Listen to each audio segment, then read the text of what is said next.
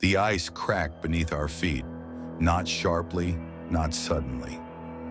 It was a slow, deep sound, like pressure shifting far below the surface. I stopped walking and asked my friend Dylan if this was safe. He didn't even turn around, just waved a hand and said, "Relax, man.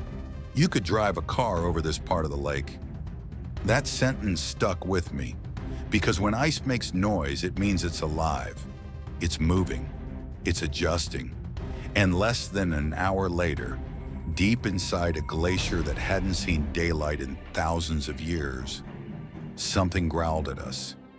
Something the ice had been hiding, and I don't think it wanted to stay buried anymore. My friend Dylan had moved to Juneau, Alaska a few months earlier.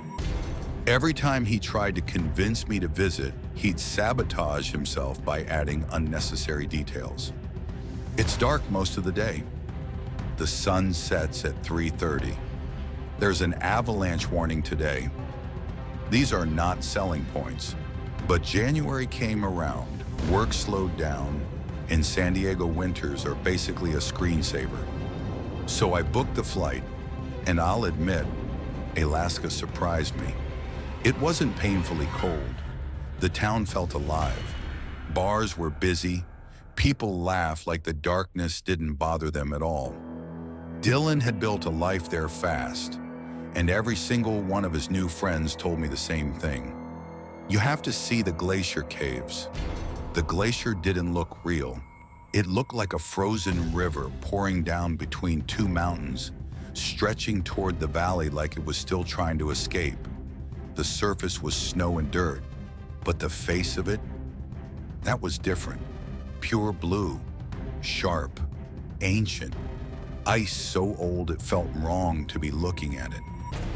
Dylan kept explaining how glaciers move, how they advance in winter and retreat in summer, how caves form underneath as the ice shifts and melts. He said people walk through them all the time. I noticed he never said who told him that. The lake in front of the glacier was frozen solid. At least that's what Dylan said. Every few steps, the ice cracked beneath us. Long sounds, echoing sounds. Each time it happened, my stomach tightened. Dylan brushed it off, said frozen lakes talk. But it didn't sound like talking. It sounded like something rolling over in its sleep. We reached the side of the glacier. Dylan pointed ahead. I expected an archway, something dramatic. Instead, it was a hole, a dark puncture in the ice, barely big enough to crawl into, and it sloped downward, straight into darkness. I asked if we could climb back out the same way.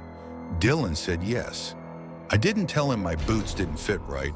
They were borrowed, too big. That mattered later. Dylan slid in first, then I followed. The light behind us faded almost instantly. The ice turned deep blue, then darker, then almost black. The walls were smooth, dimpled and cold enough that just looking at them made my teeth ache. It felt less like entering a cave and more like being swallowed. The tunnel opened into a massive chamber. Sunlight filtered through the ice above us, turning everything blue. It was beautiful, peaceful. Other people were inside, taking pictures, laughing. I relaxed. That was my mistake. We explored deeper, touched the ice, noticed dirt and rock trapped inside it like stars. The ice felt dry, almost sticky. We walked far enough that we couldn't see the entrance anymore. That's when the cave went quiet.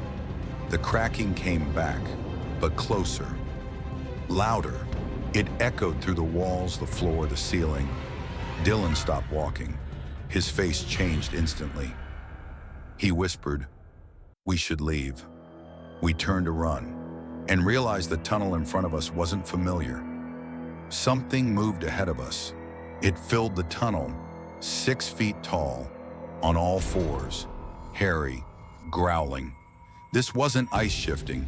The glacier had uncovered something alive. We turned and ran.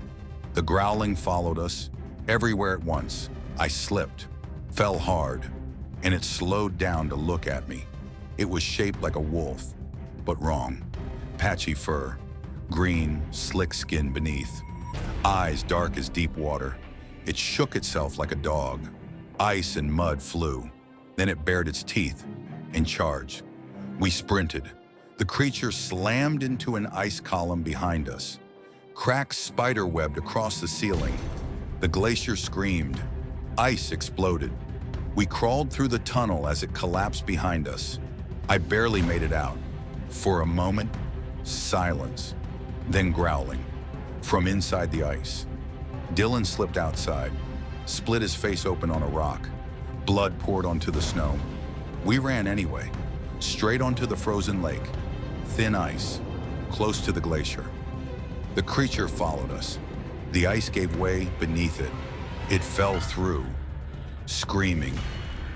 Water exploded upward. They never found the body. Even now, when I hear ice crack beneath my feet, I don't know if it's the lake or if something under the ice is still growling.